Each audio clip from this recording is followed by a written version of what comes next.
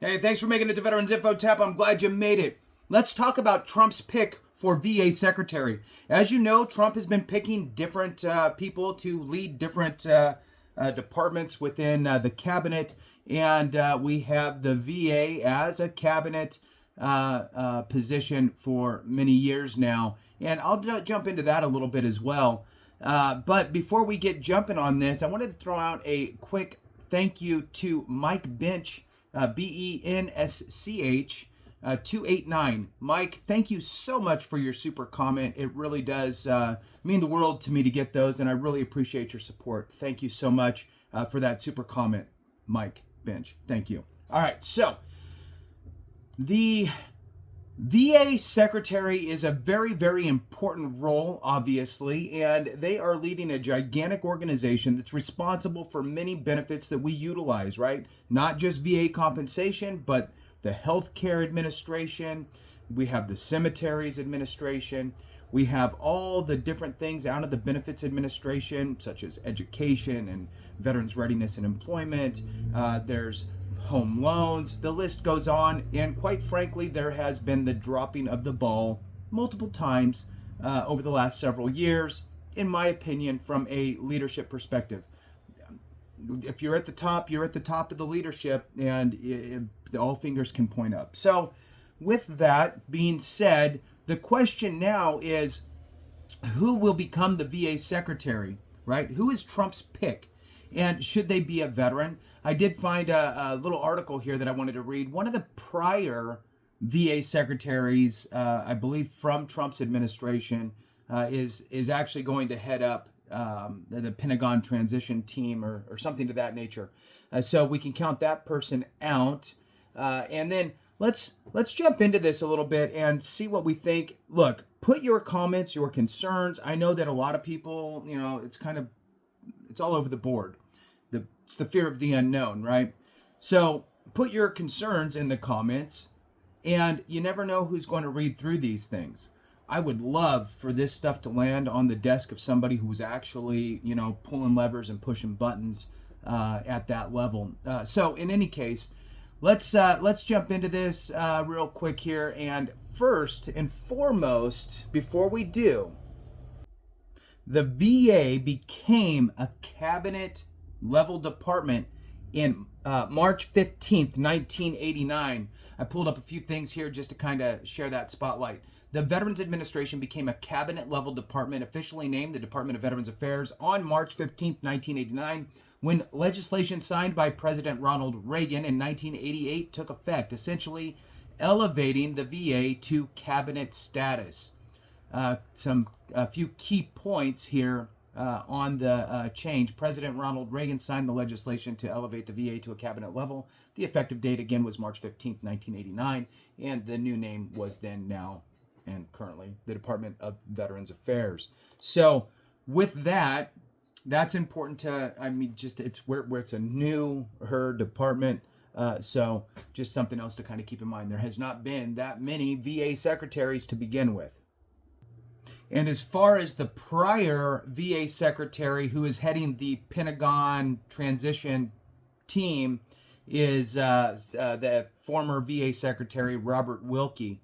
And so you can count him out, just if anybody was wondering. So let's move on. The Trump cabinet, who will be the VA secretary? In the past, if the past is any indication, I found this on military.com, it came out not too long ago. So if the past is any indication, President-elect Donald Trump will pick Trump's pick to head the Department of Veterans Affairs is anyone's game. In 2017, I have not received a phone call, by the way. Just saying. All right. In 2017, just 10 days before his inauguration, Trump chose Dr. David Shulkin, then the VA's Undersecretary for Health under President Barack Obama, for that top spot. When Trump dismissed Shulkin after a little over a year, he nominated his White House physician, then Navy Admiral Ronnie Jackson, for the post. Moving on, after Jackson withdrew from the process amid allegations of professional misconduct, some of which were later substantiated by the Pentagon's Office of Inspector General, Trump surprised Acting Secretary Robert Wilkie with the assignment during a public address at the White House. Wilkie, who, by the way, has done an incredible job at the VA and will be informing him in a little while. He doesn't know yet that we're going to be putting his name up for the nomination to be Secretary of Veterans Affairs, Trump said. So that's how that rolled out then. Former VA Secretary Shulkin said Tuesday, that given his history, Trump will likely throw names out there and ultimately decide on his own who should lead the executive branch, second largest department. It's a fool's errand to pick specific people. I'm a case in point. Nobody really saw it coming, Shulkin said during an interview with military.com. Nonetheless, some potential candidates may be eager to return to continue reforms started under the first Trump administration. However, a newcomer may be the one to lead the agency in a new direction. The Trump campaign did not respond to a request for comment by this publication, which I'm not sure if the military.com did it themselves or if they pulled this from somewhere else. Anyway, moving on. But several media outlets and think tanks, including the Progressive Veterans Healthcare Policy Institute, have named several individuals as possible VA secretaries. Robert Wilkie. Wilkie served again, but he is already doing the Pentagon transition, so you can rule him out. Next one would be Dan Gade, a retired Army Lieutenant Colonel. Gade is also a West Point grad and former tank company commander who lost his right leg in a roadside bomb blast in Iraq in 2005. An advocate for disabled veterans, he is the author of a policy book, Wounding Warriors, How Bad Policy is Making Veterans Sicker and Poorer. He served as head of Virginia's Department of Veterans Services from 2022 to January 2024, appointed in 2022 by Governor Glenn Youngkin. Next one here is a potential, is Peter ORourke. Can't say it. ORourke. There you go. A Navy and Air Force veteran, ORourke, has worked in the defense industry and served as an advisor to Trump's first transition team on veterans issues before joining the VA in 2017 to serve as the head of the newly created Office of Accountability and Whistleblower Protection. He worked as acting secretary during Wilkie's nomination process and resigned from the department in 2018. A 2019 Office of Inspector General investigation found that the OAWP, that's that whistleblower protection kind of office, had misused its authority to fire low-level staffers, retaliate against whistleblowers, and hurt the very veterans the agency was created to help. Darren Selnick, a senior advisor to the conservative Concerned Veterans for America advocacy group. Selnick was a member of a 2016 Blue Ribbon panel, the Commission on Care, which studied ways to improve VA healthcare. Selnick, or however, I'm guessing that's how you say it, a retired Air Force officer, was co-author of a straw man report to the commission that proposed giving veterans access to private healthcare services and closing VA healthcare facilities, a model similar to a veterans-only Medicare program. He later served as a senior advisor to Wilkie when Wilkie was VA secretary. Selnick has said repeatedly in interviews that he is interested in ensuring that veterans get timely, quality care either at a VA care facility or in the community.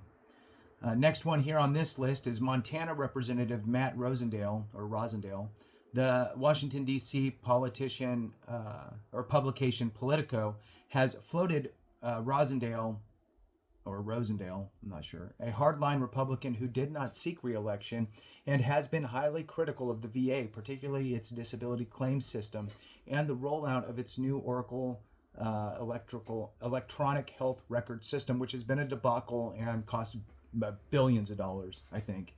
It cost a lot, millions anyway, millions and millions of dollars,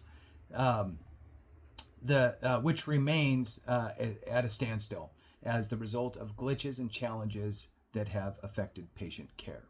A number of people were considered following Shulkin's departure, and any one of them could make the shortlist again.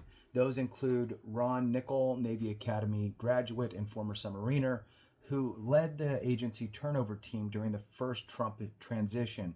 Army veteran and congressional representative Brian Mast of Florida, and Samuel Spagnolo, I'm guessing, president of the National Association of Veterans Affairs Physicians and Dentists, according to the Associated Press report in 2018. Shulkin said that whoever is in charge will need to deal with several critical issues.